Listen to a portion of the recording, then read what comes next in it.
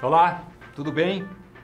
Eu sou Antônio Carlos Valença Pereira, diretor técnico da Valência Associados Aprendizagem Organizacional e da Holland Systemic Solutions.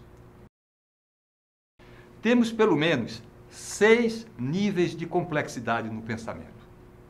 No primeiro nível, nós temos o pensamento imediatista, linear, reativo. No segundo, nós temos o pensamento adaptativo. No terceiro nível, nós temos o pensamento preventivo. Num quarto, nós temos o pensamento criativo. Num quinto, nós temos o pensamento estrutural e sistêmico. E, finalmente, num sexto nível, nós temos o pensamento complexo. Tratemos cada um deles. O pensamento linear, reativo, ele é mecânico, causal, direto. A produz B. A é causa e B é seu efeito imediato. Depois B produz C. C produz D.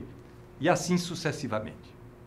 Um exemplo de pensamento linear, reativo, nessa perspectiva da realização da Copa do Mundo no Brasil em 2014, seria imaginar que quando as obras estão atrasadas, a lógica é muito simples: aumentar imediatamente as equipes de trabalho.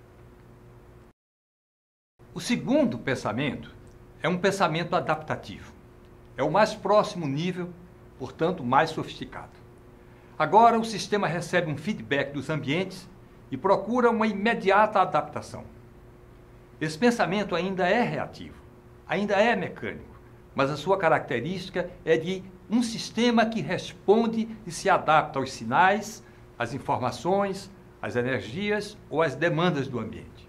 Não responde mais como uma solução direta, imediata para aquele problema, mas procura se ajustar aos ambientes, de modo a poder continuar acoplado ou em interação com eles. Um exemplo de pensamento adaptativo nessa perspectiva da realização da Copa do Mundo no Brasil em 2014 seria imaginar que quando chega a época de chuvas torrenciais, então as obras são conduzidas com certas técnicas adequadas e adaptadas a essas situações de excesso d'água, alagamento e umidade.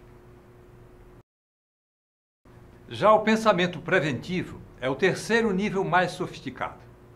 Agora, o sistema reage com uma adaptação futura aos sinais, informações, energias ou demandas dos ambientes.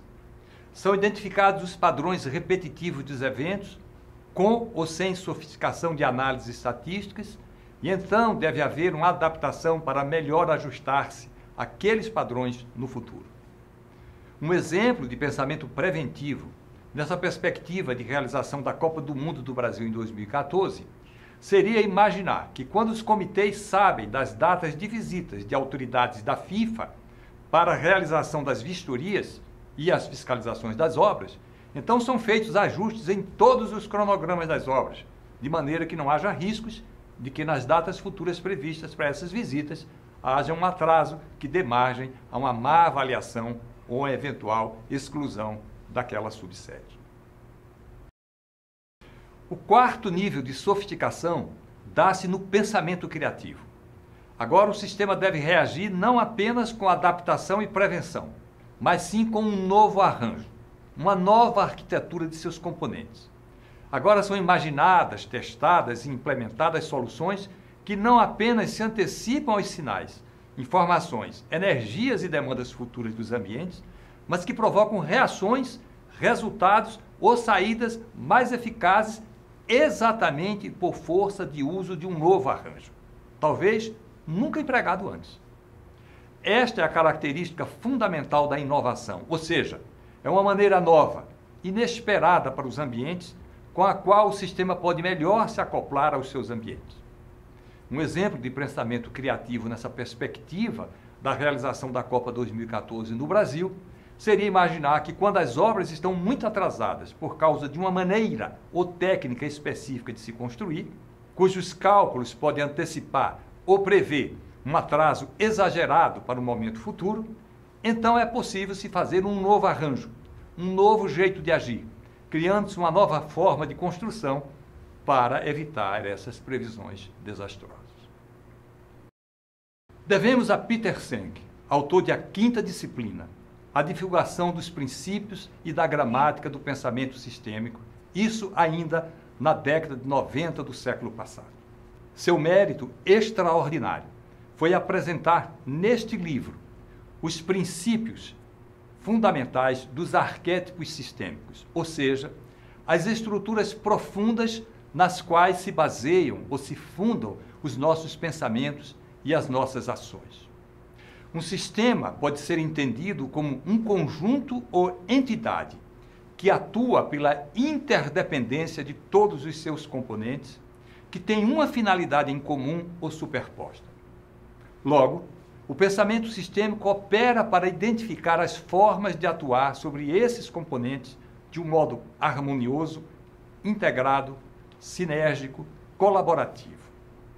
O pensamento sistêmico é circular, redundante, integrador de causas imediatas e múltiplas, e de efeitos a curto, médio e longo prazos, associando as causas com os efeitos e os efeitos com as causas, que se tornam causas das causas. Um exemplo de pensamento sistêmico ou estrutural, nessa perspectiva da realização da Copa do Mundo no Brasil, seria imaginar que quando as obras estão muito atrasadas, isto não é uma questão apenas de técnica ou de inoperância da empresa de engenharia responsável, mas, talvez, um dilema que envolve diversas entidades que operam em conjunto, integradas, interdependentes, que quando uma atua, ela influencia a atuação de todas as demais. Agora, qualquer entidade que age, para agir, ela depende também da atuação de todas as outras. E depende de saber em quais fatores atuar para resolver bem ou temporariamente esse dilema. Tecnicamente, chamamos a isso de fatores sobredeterminantes. Uma vez identificados os fatores sobredeterminantes, qual é o ponto de alavancagem da intervenção sistêmica? Finalmente, o sexto nível de pensamento, o pensamento complexo. Ele ocorre quando nós precisamos fazer conexões abstratas complexas entre os fatores ou componentes expressos ou implícitos, entre os fatores declarados e os omitidos, entre as intenções transparentes e as dissimuladas. Ele é defendido por Edgar Morin, um dos filósofos franceses mais influentes da atualidade. É um pensamento que excede as funções visíveis ou expressas das estruturas. As formas complexas de pensar combinam todos os outros 5 tipos de pensamento, anteriormente explicados com suas características próprias. Agora, o pensamento complexo vai além, conjectura para além das aparências, dos ditos e dos discursos oficiais. O pensamento complexo é fundamental para compreender um dos mais delicados assuntos sobre a intencionalidade humana. Vamos voltar à questão da Copa. Atrasos deliberados ou não das obras na Copa do Mundo de 2014 no Brasil.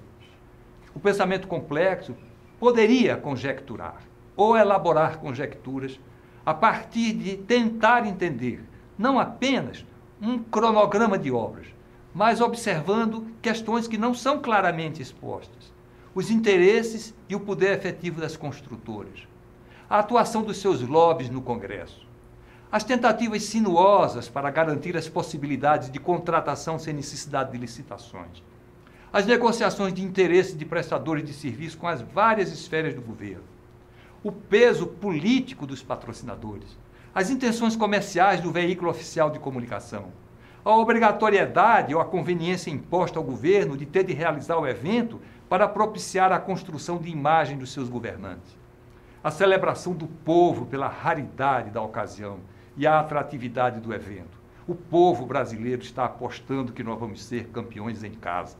Ora, a magnitude do volume de investimentos financeiros faz parte de todo este encadeamento de valores, de elementos e de partes complexas desse sistema. Somente um pensamento complexo pode acolher, combinar, suspender suposições e superar contradições, diante de tantos pressupostos complexos, dos seus axiomas, dos seus corolários, usados nos 5 outros tipos de pensamentos. Este blog tenta mostrar a diferença entre esses 6 tipos de pensamento, centrando as análises no pensamento sistêmico e no pensamento complexo, de acordo com a pesquisa e as análises contidas no livro Copa do Mundo 2014, Estruturas Argumentativas com Arquétipos Sistêmicos, publicado em forma de e-book pela editora Senac São Paulo, que pode ser encontrado no site da Livraria Cultura, como aparece em sua tela. Grato, bom proveito, até uma próxima oportunidade.